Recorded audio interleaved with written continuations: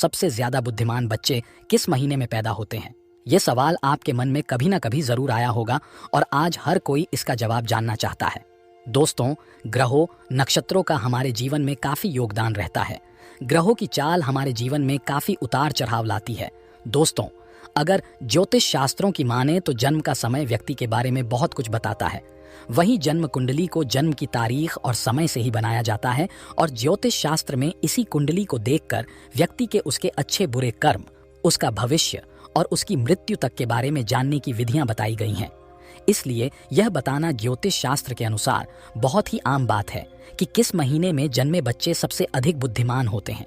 और दोस्तों, गुरुजी ने भी यही बात विस्तार से बताई है, जिसको आज हम आपको इस वीडियो के जरिए बताने वाले हैं। दोस्तों, इससे पहले अगर आप भी इस चैनल पे नए हैं और इसी तरह की वीडियो देखना पसंद करते हैं तो वीडियो को लाइक करके चैनल को सब्सक्राइब करना न भूलें। दोस्तों, आप ये तो जानते ही होंगे कि हमें अपने कर्म के अनुसार ही फल प्राप्त होते हैं। अगर कोई व्यक्ति अच्छे कर्म करता है तो उसे अच्छा फल मिलता है और अगर बुरे कर्म करता है तो उसे बुरा फल मिलता है। साथ ही अच्छे और बुरे कर्म हमारे पिछले जन्मों से भी आते हैं। हम देखते हैं कोई बच्चा बहुत ही अमीर घर में जन्म लेता है और उसका जीवन सुख सुविधाओं से घिरा हुआ होता है, तो कोई बच्चा ऐसा भी होता है जो एक गरीब परिवार में जन्म लेता है और उसका जीवन दुखों से भरा हुआ होता है। दोस्तों, अभी उस छोटे से बच्चे ने कोई कर्म तो नहीं किए हैं, फिर यह कैसे संभव है कि एक बच्चे को सब कुछ अच्छा मिल रहा है और एक को बुरा? मित्रों, ऐसा हमारे पूर्व जन्मों के कर्मों से निर्धारित होता है। जिस बच्चे ने अमीर घर में जन्म लिया है उसने अपने पिछले जन्म में कुछ ना कुछ अच्छे कर्म जरूर किए होंगे। वहीं जिस बच्चे ने गरीब घर में जन्म लिया है उसने अपने पिछले जन्मों में कोई बुरे कर्म जरूर किए होंगे। इसी तरह कर्मों के अनुसार व्यक्ति को शरीर और बुद्धि भी प्राप्त होती है।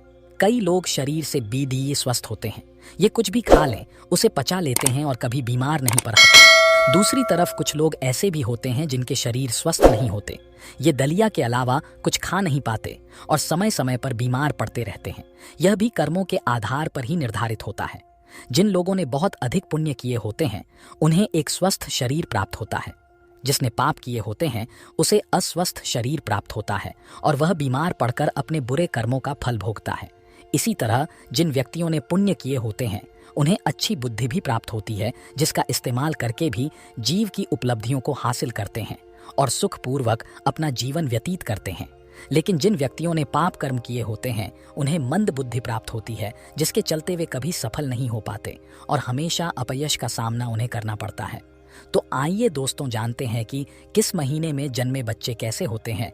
जनवरी और फरवरी में जन्मे बच्चे दोस्तों, जनवरी और फरवरी में जन्मे बच्चे बहुत ही बुद्धिमान होते हैं। ये अपने आप पर यकीन रखते हैं और बचपन से ही अपने जीवन की डोर अपने हाथों में ले लेते हैं। ये स्वयं के मालिक होते हैं और अपने जीवन में नई बुलंदियों को हासिल करते हैं। ऐसे बच्चों के माता पिता बारिदीही ही भाग्यशाली होते हैं, क्योंकि ऐसे बच्चे अपने माता पिता का नाम रोशन करते हैं। मार्च और अप्रैल में जन्मे बच्चे दोस्तों, ये बच्चे बात बात पर गुस्सा करते हैं और अपने आप को सबसे ज्यादा श्रेष्ठ सिद्ध करने की कोशिश में लगे रहते हैं। ये अपने भाग्य को बनाने के लिए किसी का भी नुकसान करने से पीछे नहीं हटते। ये लोग बहुत शक्तिशाली भी होते हैं। यह अपने करियर को बनाने के लिए अन्याय का सहारा लेते हैं और उन्हें इस बात पर जरा भी अफसोस नहीं होता।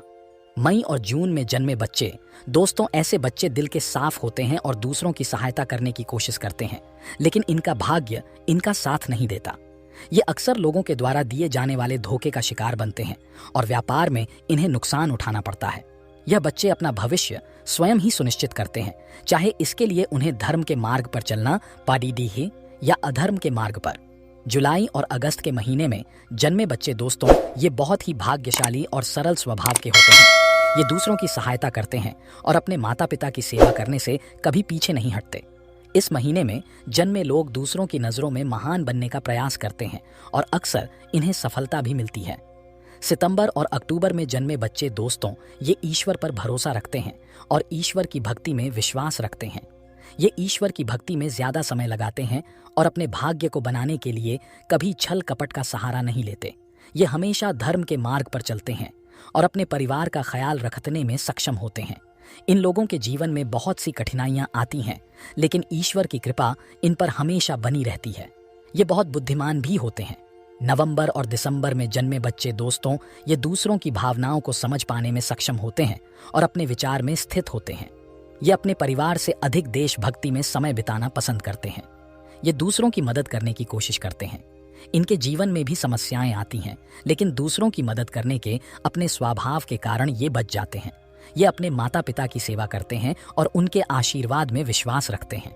तो दोस्तों, अब आप ये बात जान गए होंगे कि किस महीने में जन्मे बच्चे कैसे होते हैं। दोस्तों, इसी के साथ अब हम आपको बताएंगे कि आखिर सुख और दुख के क्या कारण होते हैं। दोस्तों, भगवत गीता के अनुसार पाप कर्मों से मुक्ति का तरीका जानने से पहले आपको समझना होगा कि कर्म है, पाप कर्म क्या है और ये हमें किस तरह बंधन में डालते हैं। कर्मों को लेकर अलग अलग धर्म शास्त्रों के अलग मत हैं। हिंदू शास्त्रों में कर्म का उल्लेख बड़ी ही अच्छे से किया गया है। इसको एक उदाहरण से समझने की कोशिश करते हैं। जब किसी व्यक्ति पर शनि की साढ़े साती चल रही होती है तो वह सोचता है कि उसके दुखों का कारण शनिदेव हैं। शनि की साढ़े साती वो समय है जो बड़ी मुश्किल से कटता है। इस समय व्यक्ति का स्वास्थ्य खराब हो जाता है, धन की समस्या आती है, कोर्ट कचहरी के चक्कर काटने पर आते हैं और इसके साथ और भी अनेक प्रकार की समस्याएं आती हैं। जब भी कोई अपनी कुंडली किसी ज्योतिषी को दिखाता है और पाता है कि उस पर शनि की साढ़े साती चल रही है तो वह बहुत ही निराश हो जाता है और ज्योतिषी से साढ़े साती दूर करने का उपाय पूछता है। तब ज्योतिषी उसे कुछ उपाय करने को कहते हैं और व्यक्ति उन उपायों को करने लगता है। उसे कुछ समय का आराम जरूर मिलता है, लेकिन पूरा आराम नहीं मिल पाता। इसका कारण है कि ज्योतिषी उसे पूरी बात नहीं बताता और पैसे कमाने के लिए उसे कई प्रकार के उपाय बताता है। शास्त्रों में बताया गया है कि कोई भी किसी के सुख और दुख का कारण नहीं है, बल्कि सुख और दुख का कारण व्यक्ति के अपने ही कर्म हैं। इसे इस तरह से समझते हैं, मान लीजिए अगर कोई व्यक्ति एक मोटरसाइकिल से जा रहा हो और वह शराब पीकर गाड़ी चला रहा हो, आगे चलकर उसका एक्सीडेंट हो जाए और वह मर जाए। इस घटना को देखकर सब यही कहेंगे कि इसमें उस व्यक्ति की ही गलती थी, क्योंकि शराब पीकर गाड़ी चलाना गलत बात है। अब मान लीजिए कि एक व्यक्ति ट्रैफिक के नियमों के अनुसार धीमी गति से गाड़ी चलाता है। वह कुछ दूर ही जाता है और हाईवे पर उसे एक ट्रक मिलता है जिसके ड्राइवर ने शराब पी हुई होती है। वह व्यक्ति आगे चलकर रेड लाइट पर रुक जाता, लेकिन पीछे से आ रहा वह ट्रक ड्राइवर नहीं रुकता और उसे टक्कर मार देता है। उस व्यक्ति की मृत्यु हो जाती है और इस घटना को देखने वाले कहते हैं कि उसकी मृत्यु का जिम्मेदार ट्रक वाला है और उस व्यक्ति की इसमें कोई भी गलती नहीं थी। इस तरह हम अपने मत अनुसार सही गलत का निर्णय कर लेते हैं, लेकिन अगर शास्त्रों की माने तो दूसरे वाले व्यक्ति की मृत्यु के जिम्मेदार उसके अपने कर्म थे और पहले वाले व्यक्ति की मौत के जिम्मेदार भी उसके अपने कर्म थे। यह बात कुछ समझ नहीं आती और यहाँ तक कि भगवत गीता में भगवान भी कहते हैं कि कर्म की गति को समझ पाना बहुत ही कठिन है।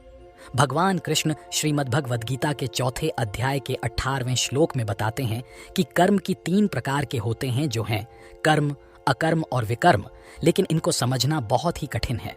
कुछ ऐसे कार्य हैं जिनको शास्त्रों में वैध माना गया है। अगर ऐसे कर्मों को फल प्राप्ति की इच्छा से किया जाता है तो इसे कर्म कहते हैं। कर्म करने से बंधन उत्पन्न होता है। श्रीमद् भगवद गीता के अनुसार अच्छे और बुरे कर्म दोनों ही आत्मा को बंधन में डालते हैं। अगर कोई अच्छे कर्म करता है तो उसे अच्छा फल प्राप्त होता है और अगर कोई बुरे कर्म करता है तो उसे बुरा फल प्राप्त होता है, लेकिन कर्मों का फल अवश्य प्राप्त होता है। दूसरे होते हैं विकर्म, जो बुरे कर्म हैं और इनका फल हमेशा बुरा होता है, जो व्यक्ति को भोगना ही पड़ता है। तीसरे होते हैं अकर्म, जो बंधन नहीं डालते और इनके करने से व्यक्ति सभी दुखों से ऊपर उठ जाता है। अकर्म वो कर्म हैं जिन्हें फल की इच्छा के बिना ही किया जाता है, जैसे कि अगर कोई भगवान की पूजा करता है और बदले में कुछ नहीं चाहता हो, यह एक अकर्म है। अकर्म करने से कोई बंधन प्राप्त नहीं होता और अकर्म करने से व्यक्ति अपने पूर्व पापों से भी छुटकारा पा लेता है। अगर कोई व्यक्ति बिना फल की आसक्ति के कर्म करने में सफल नहीं हो पाता तो उसके लिए भगवत गीता में एक और उपाय बताया गया है। भगवत गीता के 18वें अध्याय के 64वें श्लोक में भगवान कहते हैं कि सभी धर्मों को छोड़कर मेरी केवल शरण में आ जाओ और मैं तुम्हें सारे पापों से मुक्त कर दूंगा। तो दोस्तों, आज का वीडियो आपको कैसा लगा हमें कमेंट में ज़रूर बताएं। वीडियो अच्छा लगा हो तो वीडियो को लाइक ज़रूर करें, साथ ही चैनल को सब्सक्राइब करना ना भूलें।